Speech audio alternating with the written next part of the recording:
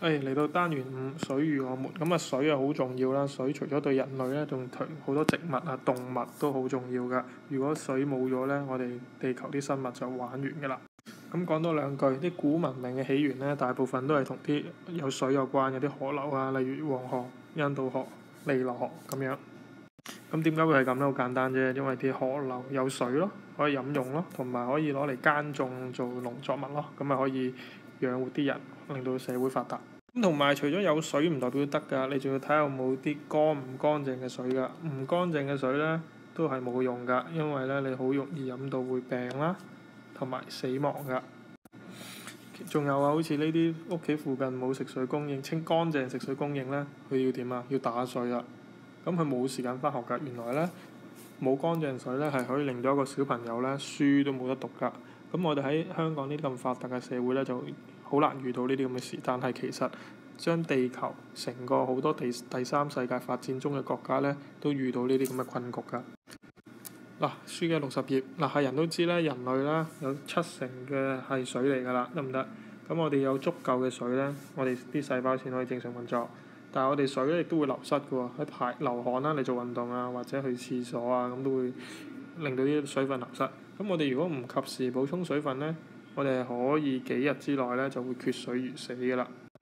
如果大家有留意嗰啲地震新聞咧，我哋咪成日講黃金72小時嘅，即係其實3日，即係話我哋救人嘅最佳時間就係3日內。因為點解咧？因為如果唔係嗰啲喺地震瓦礫入邊3日以外嘅話咧，佢好容易缺水而死㗎。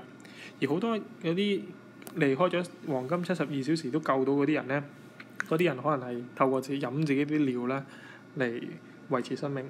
咁水對我哋有好多用途啦，有清潔啦、煮食啦、洗澡啦，同埋灌溉㗎。甚至係嗰啲整紙啊、整衣服嗰啲咧，我哋都需要用到水㗎。其實啦，我哋香港可以成日用到啲自來水咧，喺全球咧，每日有成多過9000個人咧係因為飲啲污糟水啊而有疾病㗎。咁咧其實咧好多水咧都好污糟㗎，即係好似呢啲咧係啲池塘嘅水嚟㗎。你擺一杯落去咧，其實你會有好多泥㗎。我哋會叫呢啲叫做咩咧？叫做雜質。啲雜質咧會令到我哋身體有毛病㗎。咁所以我哋飲用嘅水咧，之前咧要經過處理，將嗰啲雜質咧去除。我哋咧呢啲咧叫做水嘅淨化。咁一陣咧，我哋會睇下個實驗片段啦，睇下頭先嗰啲河水啦，有幾多唔同嘅雜質啦。你知唔知道天然水含有乜嘢雜質？我哋會喺呢一個實驗之中揾出答案。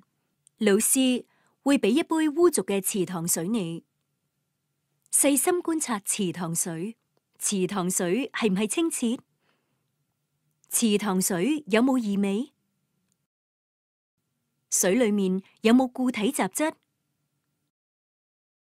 而家試準備一塊載有池塘水樣本嘅玻片，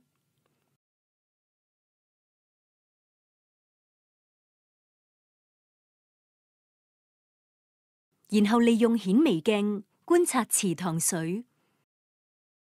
你觀察到乜嘢？繪畫你喺顯微鏡下觀察到嘅影像。記住，要寫上繪圖嘅標題同放大率。根據你嘅觀察，池塘水之中含有乜嘢雜質？你認為池塘水適唔適宜直接飲用？好，咁見翻去書嘅第63頁先啦。咁佢就問你啊，你覺得池塘水可唔可以直接飲用？咁其實好明顯係唔得㗎啦。你撳到咁污糟啲水，咁啊水入邊嘅雜質咧對人體有害嘅，例如有好多唔同嘅細菌病毒啦，令到你飲完啲水咧有霍亂諸之類。好，咁點做頭先嗰個實驗咧？咁首先你要拎塊玻片，塊玻片要擺喺乾淨同埋乾燥嘅地方度。之後咧，你用滴管啦吸咗你要睇嗰啲頭先啲水啦，啲河水啦或者糖水咧，就喺度吸咗去，滴喺中央位置。之後咧，你就用個鉗啦夾住一個蓋玻片，一個正方形，記唔記得好薄嗰塊透明棒咧，放落去。咁咧，你要平嘅，要蓋玻片平坦放喺個玻片上。咁如有需要咧，你可以用紙巾抹走啲多餘嘅液體。咁之後咧，就可以用顯微鏡去好似頭先咁樣睇，究竟啲滴水有幾污糟啦。嗱，如果講天然水啊，天然水嘅雜質咧，一般有三種。第一種咧係唔可以溶嘅，好似啲葉啊、沙啊、石啊咁樣。第二種咧係可以溶嘅，好似啲鹽啊同埋啲染料咁樣。第三種咧就係啲微生物啊、啲細菌啦。煩你哋喺呢度寫翻天然水含有可溶嘅雜質、不可溶嘅雜質同埋微生物。喂，阿 Sir，咁你話喂啲水咁污糟，我哋點飲啊？咁樣咁咧，其實咧我哋有幾種唔同嘅方法可以去除水入邊嘅雜質㗎。咁包括沉積法、過濾法、消毒法同埋蒸餾法。咁一陣咧，你會睇段片講呢一個沉積法嘅。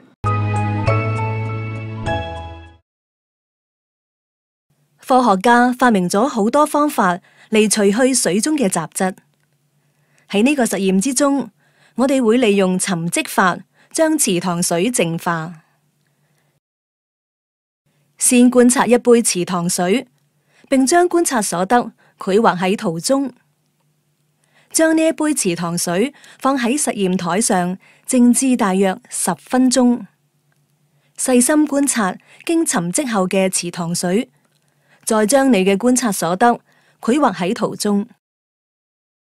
將上層10cm³嘅池塘水慢慢咁沿玻璃棒倒入另一個燒杯中，製備一塊再有啱啱倒出嚟嘅池塘水嘅玻片，以顯微鏡觀察玻片，記錄你嘅觀察結果。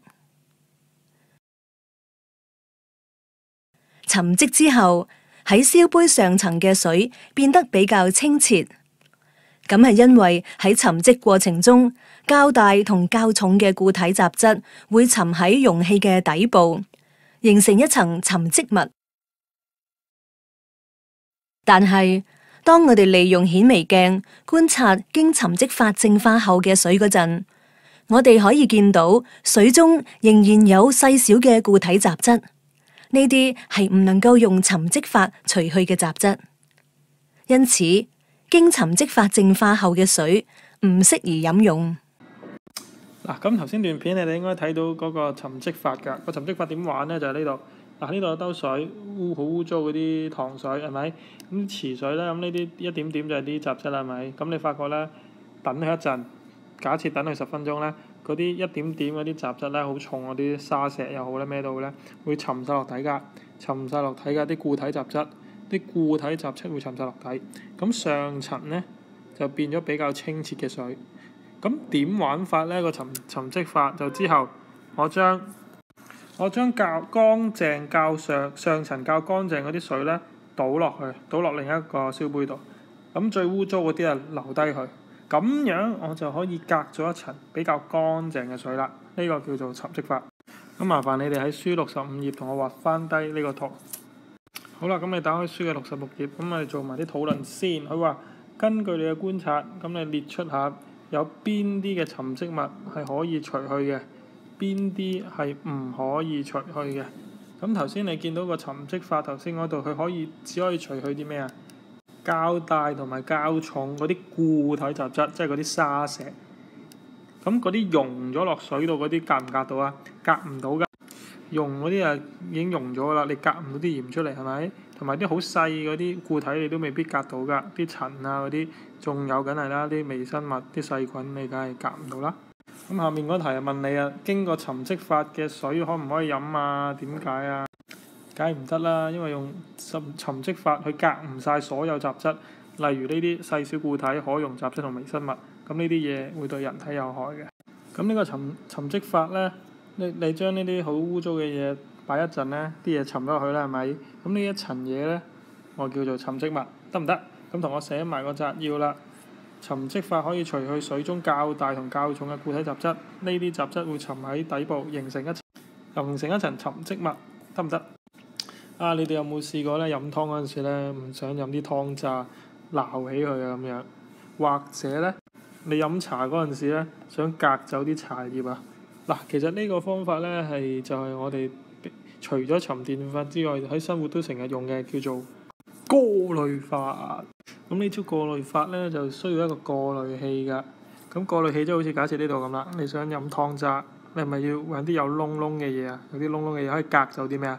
隔咗啲湯啊，啲湯會跌翻落去，會穿過啲液體，會穿過啲窿窿。但係我想問呢啲咁嘅渣啲食物可唔可以穿過啲窿窿啊？唔可以啦，啲太大嘅固體就唔可以穿過啦。咁所以呢個過濾器嘅一個目的就係除去固體雜質，啲大型固體雜質，因為佢有好多小窿，只可以令到俾啲液體同埋空氣可以穿過嘅啫。好大嗰啲固體咧就穿過唔到啦。咁就俾呢個過濾器分隔咗出嚟。呢招就叫做過濾法。咁我哋就睇一段片，點樣可以用過濾法將啲水潔淨啦。喺呢個實驗之中，我哋會利用濾紙同過濾柱將污濁嘅池塘水淨化。首先，我哋會利用濾紙淨化池塘水，將一張濾紙接成錐體狀。咁你留意下點接啦，咁樣對接，第二次對接，再掹多一邊出嚟，然後放入漏斗中。如鎖時，用漏斗架固定漏斗，然後喺漏斗下面放置一個燒杯，用嚟收集經過濾嘅水。沿玻璃棒將池塘水倒入漏斗之內，記住要慢慢咁倒，以確保水位低於濾紙頂部。等到所有液體流過濾紙之後，由漏斗之中取出濾紙，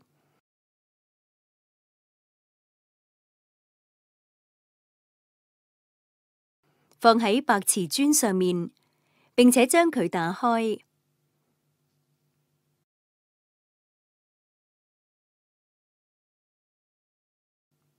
你睇到濾紙上面有乜嘢呢？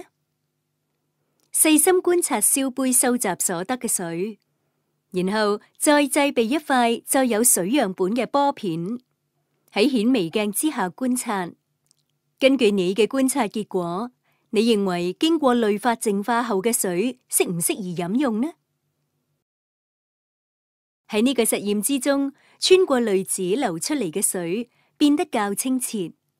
咁係因為濾紙有好多小孔，呢啲小孔十分微小，水中較大嘅固體雜質同細小嘅固體雜質都唔能夠通過，因此呢一啲雜質會被濾紙分隔出嚟。結果你能夠喺濾紙上面睇見一啲固體雜質。咁你見到啦，頭先用個實驗咧，用啲濾紙㗎，濾紙即係頭先啱啱講咗好多窿，好多好細嘅窿仔。咁啊，你首先將佢對接，再對接，再整個圓形圓錐體放喺個漏斗度。之後咧，個 set up 就係咁噶啦，個漏斗喺度啦。之後咧，揾嘢夾住個漏斗，下面擺個燒杯。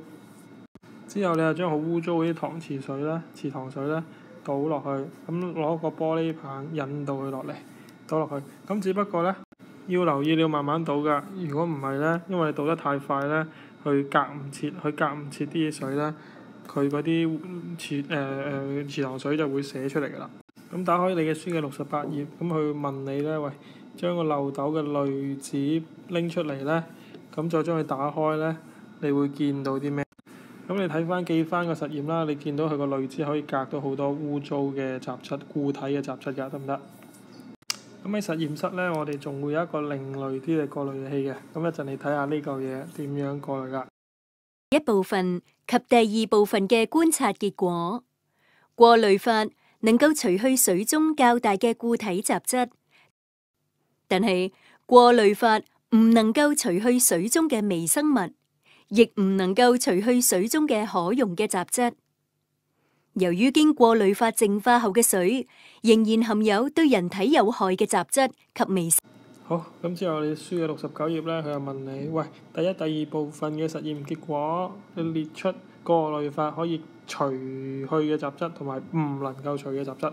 咁可以除去係咩啊？咁佢就係較大較重固體雜質又得，同埋好細嘅固體雜質都得。咁唔能夠除去嘅係咩啊？係可溶嘅雜質同埋微生物。咁佢問你喎，咁你覺得過濾法潔淨嘅水可唔可以飲用呢？其實都係唔可以㗎，因為水裡面仲有一啲微生物同埋有害嘅雜質。咁個邏輯係點玩咧？就呢度啦，燒杯倒啲水落去咁樣，嗰啲濾紙咧，濾紙呢度會有啲窿窿㗎，因為濾紙你放到好大好大，會見到啲窿窿嘅，點都係咪？你粒子間都有空隙啦，何況係濾紙係咪？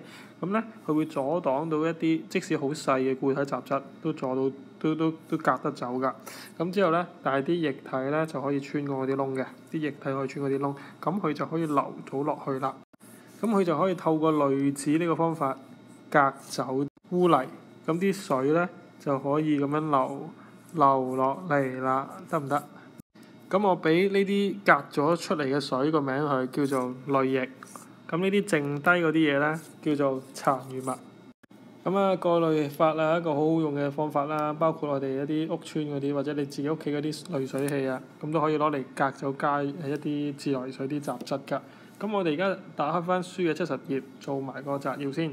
過濾法可以除去水入邊嘅不可溶雜質，經過濾分隔出嚟嘅雜質叫做殘餘物。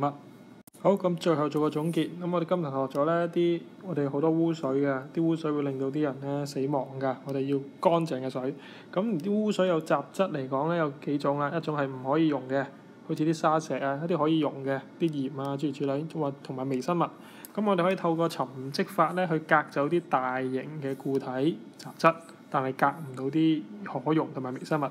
我哋亦都可以用呢個過濾法去隔走啲固體雜質，但係亦都係隔唔到啲微生物同埋可溶㗎。下堂同你講埋其他嘅過濾方法。拜拜。